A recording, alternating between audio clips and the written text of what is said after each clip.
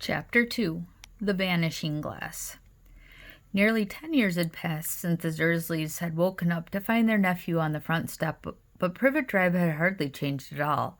The sun rose on the same tidy front gardens and lit up the brass number 4 on the Dursleys' front door. It crept into their living room, which was almost exactly the same as it had been on the night when Mr. Dursley had seen that fateful news report about the owls. Only the photographs on the mantelpiece really showed how much time had passed. 10 years ago, there had been lots of pictures of what looked like a large pink beach ball wearing different colored bobble hats. But Dudley Dursley was no longer a baby, and now the photographs show a large, blond boy riding his first bicycle on a roundabout at the fair, playing a computer game with his father, being hugged and kissed by his mother. The room held no sign at all that another boy lived in the house, too. Yet Harry Potter was still there, asleep at the moment, but not for long. His Aunt Petunia was awake, and it was her shrill voice which made the first noise of the day. "Up! Get up! Now!" Harry woke with a start. His aunt rapped on the door again. "Up!" she screeched. Harry heard her walking towards the kitchen, and then the sound of the frying pan being put on the cooker. He rolled onto his back and tried to remember the dream he'd been having. It had been a good one. There had been a flying motorbike in it. He had a funny feeling he'd had the same dream before. His aunt was back outside the door. "Are you up yet?" she demanded. "Nearly," said Harry. "Well, get a move on. I want you to look after the bacon, and don't you dare let it burn. I want everything perfect for Dudley's birthday." Harry groaned. "What did you say?" his aunt snapped through the door. Nothing. Dudley's birthday. How could he have forgotten? Harry got slowly out of bed and started looking for socks. He found a pair under his bed, and after pulling a spider off one of them, put them on. Harry was used to spiders, because the cupboard under the stairs was full of them, and that was where he slept. When he was dressed, he went down the hall to the kitchen. The table was almost hidden beneath all Dudley's birthday presents. It looked as though Dudley had gotten the new computer he wanted, not to mention the second television and the racing bike. Exactly why Dudley wanted a racing bike was a mystery to Harry, as Dudley was very fat and hated exercise, unless, of course, it involved punching somebody. Dudley's favorite punching bag was Harry, but he couldn't often catch him. Harry didn't look it, but he was very fast. Perhaps it had something to do with living in a dark cupboard, but Harry had always been small and skinny for his age. He looked even smaller and skinnier than he really was because all he had to wear were old clothes of Dudley's, and Dudley was about 4 times bigger than he was. Harry had a thin face, knobby knees, black hair, and bright green eyes. He wore rounded glasses held together with a lot of sellotape because of all the times Dudley had punched him on the nose. The only thing Harry liked about his own appearance was a very thin scar on his forehead, which was shaped like a lightning bolt. He had had it as long as he could remember, and the first question he could ever remember asking his Aunt Petunia was how he got it. "In the car crash, when your parents died," she said, "and don't ask questions." Don't ask questions. That was the first rule for a quiet life with the Dursleys.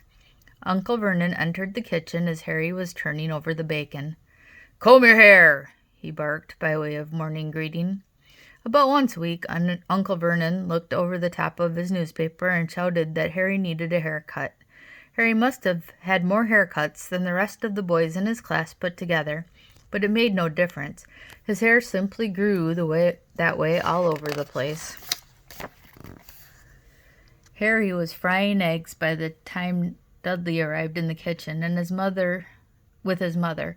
Dudley looked a lot like Uncle Vernon. He had a large pink face, not much neck, small watery blue eyes, and thick blonde hair that lay smoothly on his thick fat head. Aunt Petunia often said that Dudley looked like a baby angel. Harry often said that Dudley looked like a pig in a wig.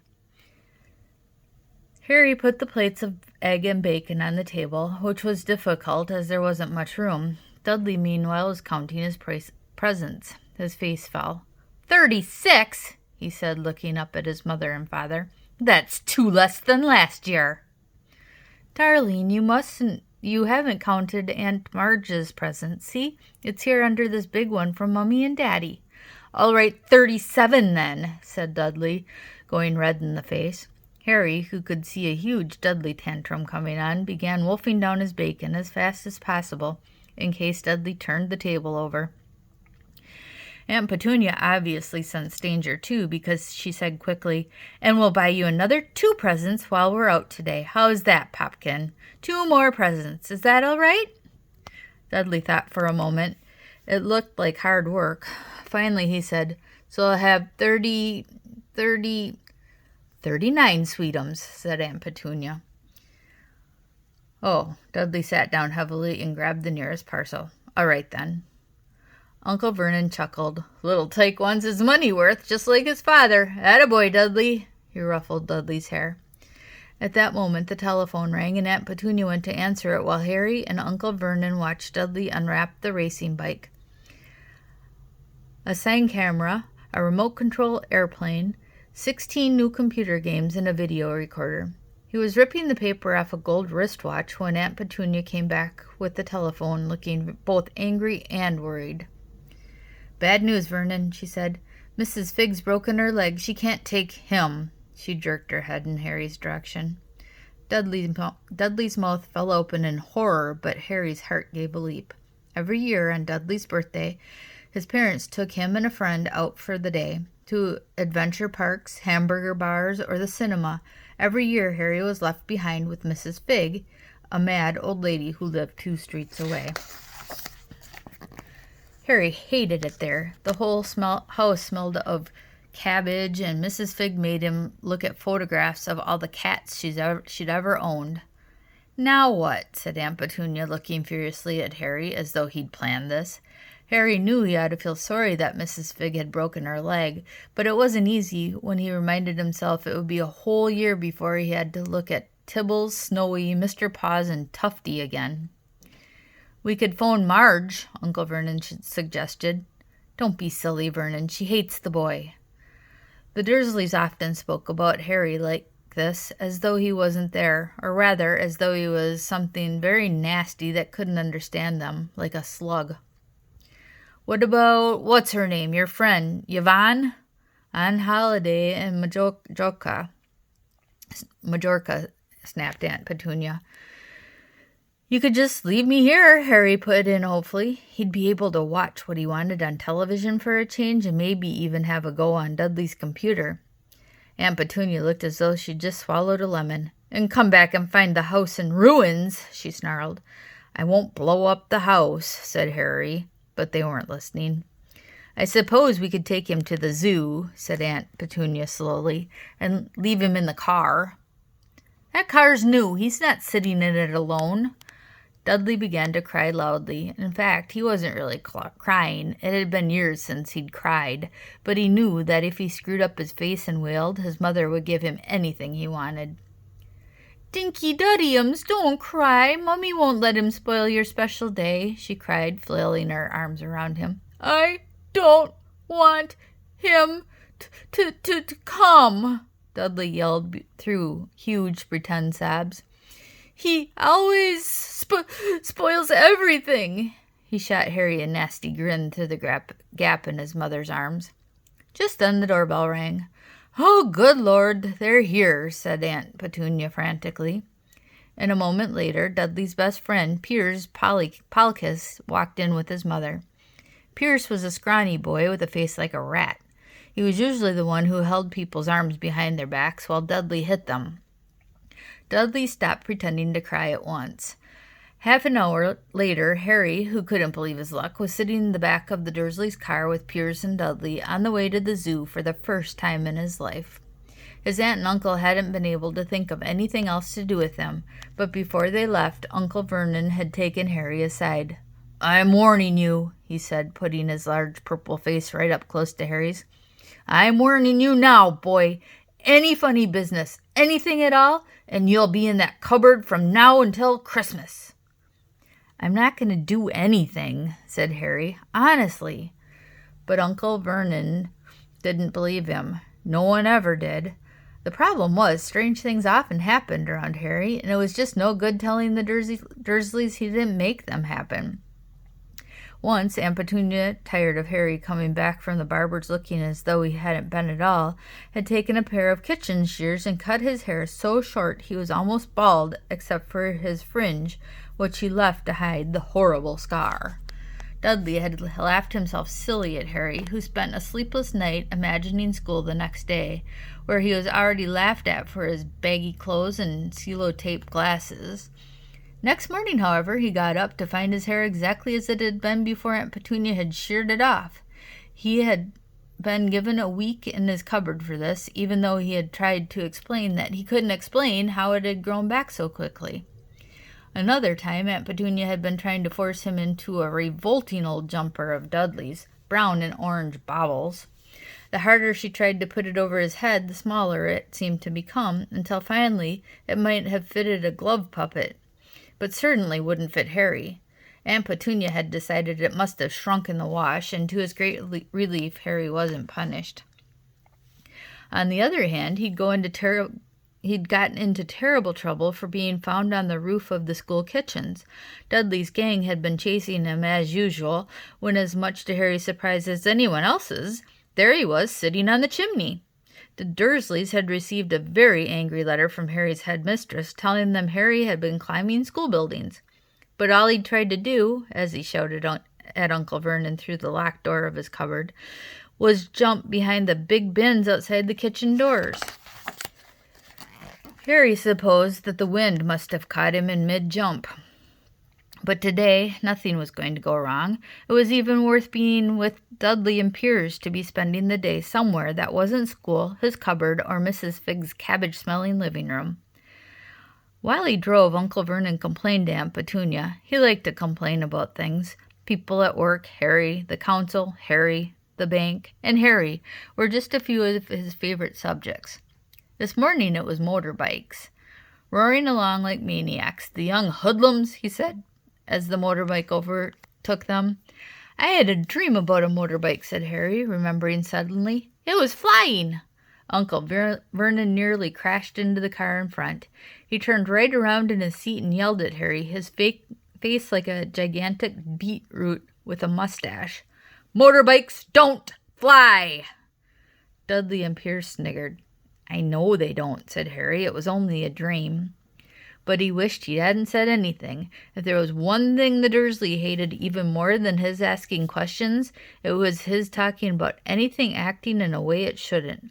No matter if it was in a dream or even a cartoon, they seemed to think he might get dangerous ideas. It was a very sunny Saturday, and the zoo was crowded with families.